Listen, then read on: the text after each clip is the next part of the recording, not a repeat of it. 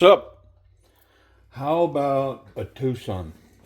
I haven't, I don't think I've done a new Tucson in a while, but this is a TS498, and I think the GR stands for gray. Yep. So this has been photographed for Timber's Edge knives, but I get to take a look at it. Yeah. Let's get that blade out. Ooh, ooh, is that stiff? Yeah, the blade is still got the original oil on it, but we're gonna go ahead and break it down. It's got that they're like I don't they're like Art Deco colors. I don't even know how to explain it. These colors that they're using now, but they're like neon, and so this one's pink. I like it. Yeah, 498, 14C, 28N, Jelly Jerry design. And I don't know how much I'm going to play with this before we get in it because the action's stiff on it.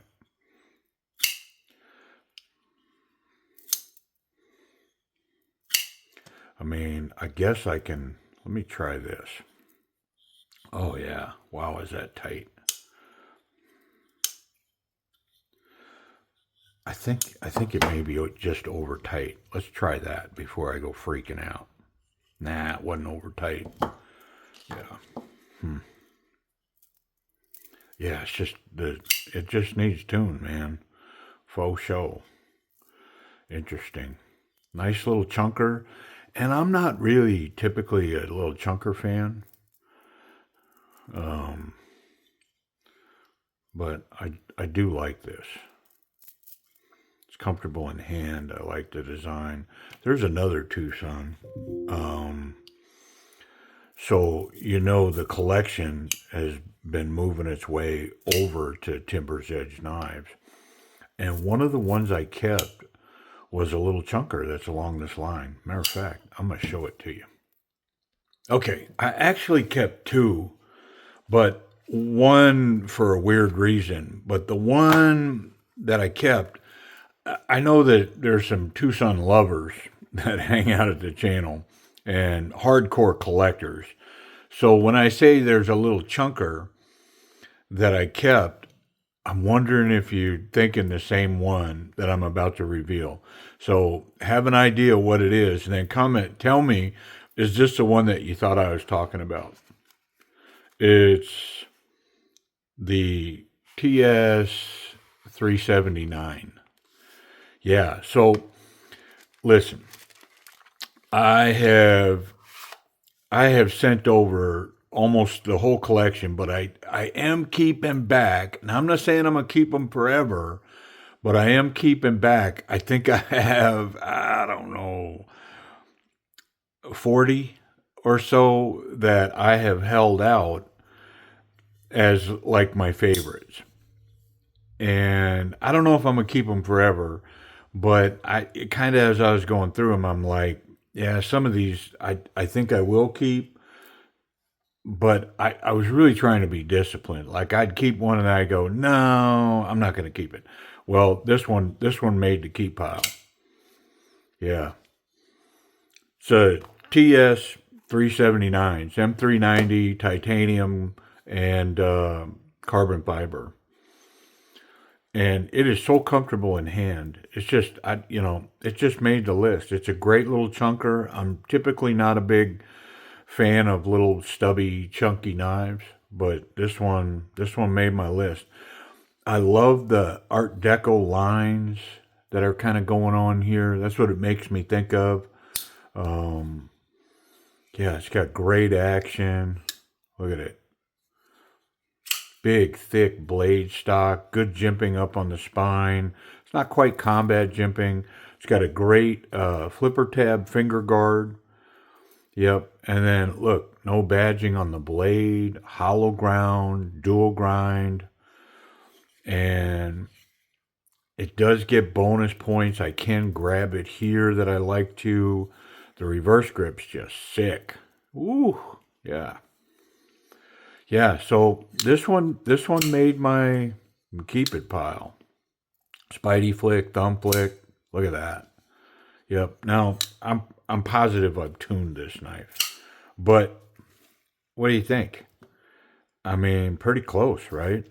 Little chunkers. This one's a little bigger in the handle than this one, but it's got contoured scales, lots of milling on it. Yeah, listen to the milling. There. Yep. It's got an interesting blade shape, dual grind, compound grind. It's got two tips. You definitely could cut with that tip right there, no doubt about it. I'm gonna break off again. So the other one is this one, and I did a video on this one not too long ago where, and this is, come on, what is it? This is a TS318 and 14C. So I fully intended to send this over as a used piece because this did go in a pocket. I gave this to my son at one point. I just wasn't sure if I liked the knife, what I was thinking about it, and the action was kind of stiff on it. So I said, "Hey man, carry this knife, use it." Well, he scratched up the blade, something horrible. I think he cut some sawed with it, and he cut whatever he encountered, and came back and said, "Yeah, it's a good little piece." Well, I decided to clean up that blade, so I stonewashed it. I polished this side, and trying to figure out if I wanted to polish the flats, and then on both sides, and then stonewash or polish the grinds, the primary grind, and then stonewash the flats. And what I ended up doing was stonewashing both sides, but they're not quite the same because I polished this one underneath. So see that sheen that's under there? Well, it's not the same on this side. This side never got polished, so it's a lot duller under the stonewashing. So they're not the same. So it's got that going for it. When I go to close it, there's a tiny little bit of play when the blade's not locked. When the blade's locked, it's tight as a drum. But when it's unlocked out here, there's a little bit of wiggle in it. There's no detent lash. When it's closed, the detent, again, there's no wiggle. But so no wiggle when it's locked open, but it's got a little wiggle here, and I feel it every time I run the knife. The pivot's moving in there when it's not locked up. There's a couple of fine little scratches in the handle. And so anyways, the knife's not perfect. I was going to sell it as used, but with the wiggle, the difference in the blade, I've kind of held off. Now I will say, I used the Worksharp fixed angle on this, and oh my goodness, yeah, and the level of polish. Look at the polish on that edge. I mean, yeah, it's Kill Bill, look behind you type level polish for sure. And the sharpness, golly, it's that fixed angle Work Sharp does such a good job. I've got those resin bonded stones that are an upgrade to that kit and next level stuff. So, anyways, I've got this one sitting over in my keep pile because of the little dinky things with it. So I'm not sure what to do with it. If you've got an idea of what I should do with it, I'm thinking about sandblasting this blade, just straight up sandblasting it. I'm not sure. I don't know. I don't know what I'm gonna do with it because even if I do that, this rock, this little blade rock that's in here, is still gonna be there. So I don't know. Somebody want to make me an offer for it, knowing all those things. See, here's the thing. Like if I put it at Timber's Edge, I can't really explain all that. I'm not going to say, hey, call me and ask me about the knife before you buy it. So here in the video, you kind of know what's going on. I don't know. Do you want to make me an offer for it? Throw me an email. Or if you have an idea of what I can do for this next, let me know. Because I don't mind hanging it around and making it a project knife. What I'm not going to be able to do is get that wiggle out of it. So it'll always have that. Is that a big deal? No, it's not. I can just feel it. When I like right here, I can feel that. And right here, solid as can be. Yeah. Yeah, 100%. The knife's solid as a rock. But I don't know. So there's that thing. The TS318. So I kind of kept two chunkers. And this one's actually, I don't know, maybe more on par with this. This is a little bigger in the grip, similar to this one. But yeah, but I'm not keeping it because I wanted it. I'm just not comfortable with selling it like substandard like that. You follow me?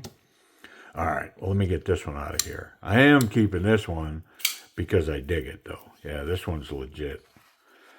Legit. I like it a lot. We're gonna get it out of our way, and we're gonna get to the flavor of the day, the TS498. Man, let's break in this jail and see if we can't take a look at that action. Let me get an idea where we're locking up here. I mean, it's got like, 10% lockup. Yeah, I mean, it's solid. But if I go taking tension off of that, it may not lock up. So I may have work in front of me more than I think. It's a good point. Some of these knives, these new knives, if I haven't checked them in, just know, I mean, I guess if you buy a new Twosun from D-Win on eBay or wherever you happen to find one, they're not tuned like I'm tuning them here on this bench. Like you're getting them all oily, just like I get them.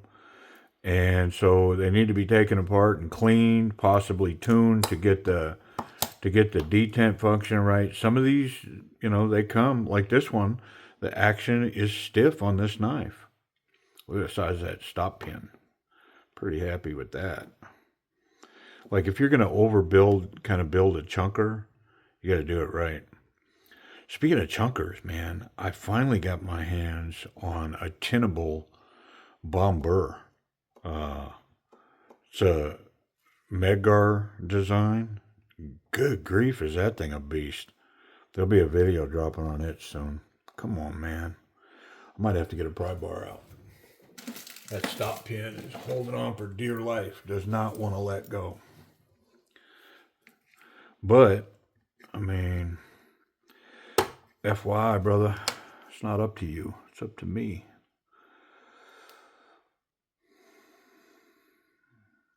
I mean, I gotta put it back on. I have to look at that reference point again. Kind of lost where I'm at. Yeah, it wasn't there. That's for sure. It was way back there. It's when it locked up. So about 50%. All right. Well, let's take another look at it. I mean, did I blow this video up? 13 minutes and I'm just now getting in the knife. All right. That's all right though. We'll pick up the pace. Get it where we're supposed to be. How about that? All this cleaning up, wiping down isn't going to take any time at all. Big slabs of titanium. That pin is frozen in there, and it was frozen there too. That's why it didn't want to come out of there, so that's why I had to manipulate it. But no biggie. I'm pretty sure these collars, they're not stuck in there. They have suction from the oil that's behind them. So yeah, they'll come out easy. No worries. Yeah, everything's super oily. I can see it. I have to take off the metal insert because it's an over travel stop and I'm not going to be able to adjust that with that in there. So one more screw, get that out. There's our metal insert. Okay, so I'm going to wipe everything down and then we'll get to putting it back together. How about that?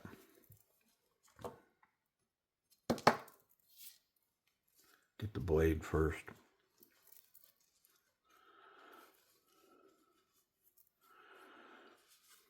Yeah, gorgeous. I like Twosun's 14C. It's hard, holds an edge, and it'll take a toothy edge or a polished edge. It's not going to complain either way. Obviously, the polished edge is not as robust, putting a toothy edge on it. But, the way I use my knives, it works just fine. I've got a couple of beater knives in my toolbox in my truck. So if I really got to beat something up, I go over and get one of those. I've got one of those cold steel knives that you can put on a pole. Just the handle's just folded over steel. And man, that thing, I could chop through barbed wire with that thing. Just a heavy swing and go right through barbed wire. I'm gonna go there. We'll see. I don't know. I mean, I don't want the video to be too long, but this is, when I'm videoing this, is like May 1st, I think. Maybe April 29th. So give you an idea how far out these videos are. And May 2nd is a looming moment for Chinese knives, the whole tariffs and seeing what's going on. For some reason, I'm sure it's obvious and a lot of people know it.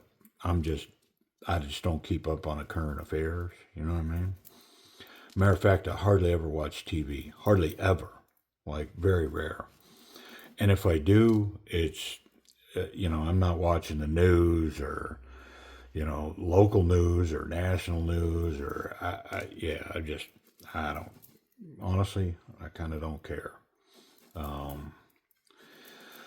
But there's probably a really good reason why May 2nd is some kind of looming thing. And a lot of people know it except me. Like, you know what I mean? Like, I'm the odd man out. And it's like, bro, how do you not know that? I don't know. Like, nobody in my circles, much cares either. So it's just out there. But it'd be interesting to see next day or so, like, what's going on. I have purchased a couple of pieces very recently from eBay from Chinese sellers and have been reassured that tariffs aren't going to, because they all have the disclaimer now. They didn't have the disclaimer. It used to just say free shipping. Well, now there's a disclaimer. Everybody says that, hey, if this thing encounters tariff or taxes or issues at the port of entry, that's your problem as the buyer. The seller is not going to take any responsibility. And so I've reached out to a couple of these sellers that I've done business with for a long time and have developed a relationship with them and said, hey, what gives? Well, the word I'm getting is that, yeah, it's not going to cost you anything. Don't worry about it. Okay. I mean, I got no reason to not trust them or not believe them. They tell me something and I go, okay. It has always rang true. Everything that they have ever told me. So, and I even expressed, hey, I'm not in a hurry. If we need to hold this for a couple of days till we see what's going to happen, whatever. I'm not in a big hurry, man. We can hold. And I'm getting across the board. Yeah, don't worry about it. So we'll see. But then I know I've got others going, hey, May 2nd, let's not get an order in until after May 2nd. Timber's Edge Knives is being told May 2nd. Hold off on placing an order for large wholesale purchases. Hold off until after May 2nd. Let's see what happens. So, it'd be interesting.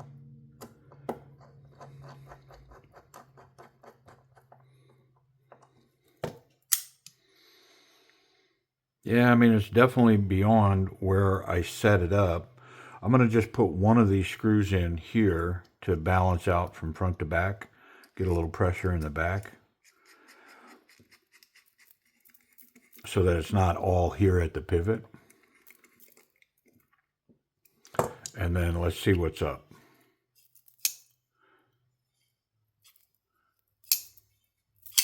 Yeah, it's way better. Yeah, way better. I didn't change it much, but it's way better. The pocket clip missing is a big deal. That pocket clip, like as in most knives, that pocket clip is such an integral part of that running the action on a knife that without it now, this thing's hard to manipulate. Yeah. Yeah, completely transformed it. So before I finish putting it together, here's what I got to do. Yeah, we're good. I wish the lockup was a little better, and I could tune that and definitely make it better. But it would involve removing that metal insert, taking some material off of it, so that that lock would swing behind the blade a little more. But I'm going to leave it be. And my bit is round, so it's gone. Let's go to one that's not round, because I didn't like that at all. That's a T10. I guess we got to dig.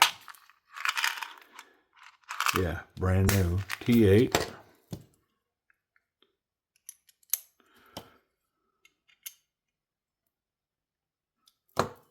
Okay. Centered, spidey flick, thumb flick, front flip. Yep. Absolutely no play in the knife. So just the tiniest little bit of tuning on that has made all the difference in the world. I didn't have to like mess with the detent ball or none of that. I just lightened up the tension a little bit on that lock. Just the slightest little bit.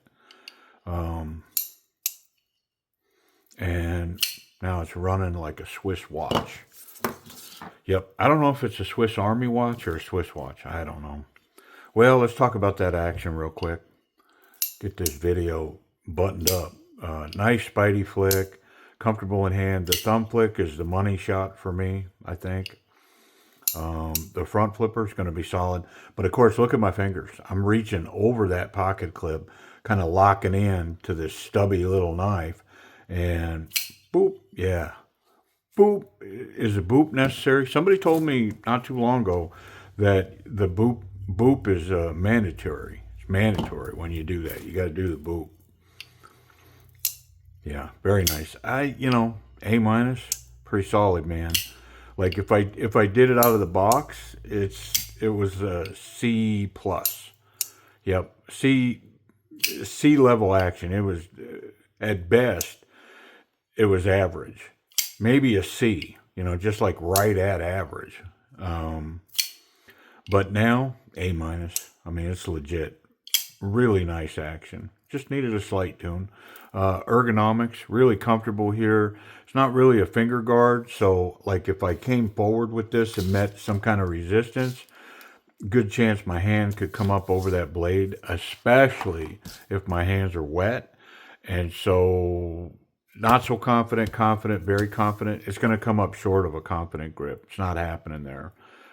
Reverse grip, very comfortable. It's slanted away from my thumb, so I can cap that off really strong. And with the angle of that tip up and forward, I mean, this almost is the right grip for this, because I can kind of get here, but not so much. So I really do think on this one, like an alternate grip would be here, especially with that point coming towards me. Yeah, I like it. Tip up, like, what's that? A clip point, Yeah, pretty good. Let's run the pocket clip. Standard jean size material. Oh yeah. Yeah, that's a dryer clip. So Put that in, throw that in the dryer. Even with the bulk of this knife, this thing's tumble around, and when I pulled it out of the dryer, that knife would be right there. My spot in the back pocket, yeah, nice little fat pocket clip with some micro milling on it for a fat knife. How about it? A little fatty. It caught that lip, and it's forcing me. Like, there is plenty of tension. I'm gonna come this way, away from that shredded part, and see if I can't get it over that lip. Yeah, there it goes. It just caught that shredded part. I might have to swap these jeans out, these shorts. I don't think they're gonna be usable anymore. It'll get the thick stuff. Look at that. So if you wanted to put it in the front of your bibs or, you know, your overalls, whatever, it would work. Yeah, very nice. The pocket clip is legit. Excellent tension. It's running really well, and it's at an angle, so it's got a huge contact patch. It's got maybe over a ½ an inch of contact up against that micro milling. Yeah, very nice. That micro milling is on everything. Pocket clip, both scales, 100%. Very cool. Safety. Yeah, so I'm making blade contact here through the back of the scale, all the way to about here. So about that much, but especially right here. That blade's right up at the top, right there. See it? So my finger, bam. If I just touch it there, I'm touching the blade. Yep, what about the tip? Tip is nice and recessed, so the clip's good, tip's good, but I do have contact through the scales on the back when the knife is closed. Let's check that 14C. Got a couple of grinds here. So that primary grind, yeah, it's that kind of deal. How about that second grind?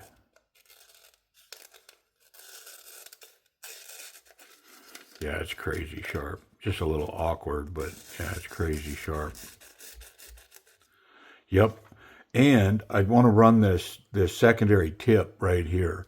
So instead of having to get up high like this to get that forward tip, I can get right here to this tip and put just basically the weight of the knife. Did I cut it? Yeah. I mean, it left a little threads. If I put a little weight on it, it's going to manage it.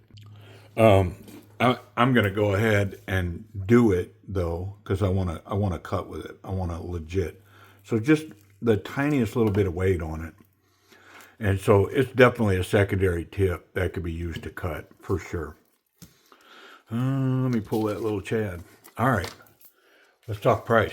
What are these going for? I know they're over at Timber's Edge Knives. There's a black stonewash version. It's got the same collar, and then there's this version in gray. So they've got both. How much are they?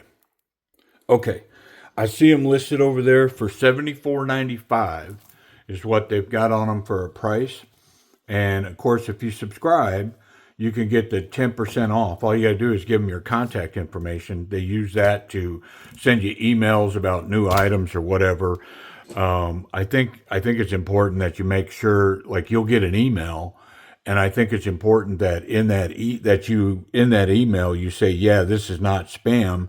I want to accept these. If you don't do that, I think it kills your discount. Like, they want to be able to send you marketing, not send your information to somebody else to market, but they want to be able to send you an email and say, hey, we've got 10 new models that dropped in the last couple of days. Here they are. Check them out. But if you do that, you get 10% off, which takes that 74 down to just a tick over $65, and that's no tax, free shipping. So whatever that works out to, let's say it's $66, that's $66 to your door. Yeah, pretty cool. All right. Well, hey, I appreciate y'all watching. The TS498 14C Jelly Jerry design, and it's a handful of chunky. Pretty cool. Appreciate y'all.